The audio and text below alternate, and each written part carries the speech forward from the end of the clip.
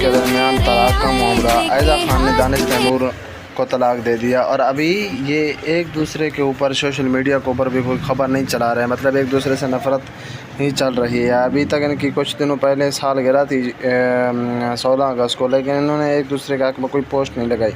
तो नाज़रीन, ये ख़बरें अभी सोशल मीडिया के ऊपर गर्दिश कर रही हैं कि आयजा खान और दानिश तैमूर के दरमियान तलाक हो गई है, लेकिन क्योंकि ये मद्दाहों के जो है ना ख़बरों की जो ज़ीनत हैं इस टाइम, लेकिन हकीकतन बाज़ाब्ता तौर पर उनकी तरफ से ख़ुद उनके बज़ाते ख़ुद उनकी तरफ से कोई तलाक की ख़बर अभी तक नशर नहीं की गई। लेकिन ये एक हकीकत है कि उनका मतलब एक दूसरे से नफ़रत का इजहार और ये चीज़ें चल रही हैं। तो लेकिन जो है ना, इसमें कितनी सदाकत है उनके अपनी तरफ से, क्योंकि अभी तक कुछ वाज़ेह नहीं किया गया, इसलिए हम मज़ीद तबसरा भी नहीं करेंगे, लेकिन ख़बर आपको बता दिया।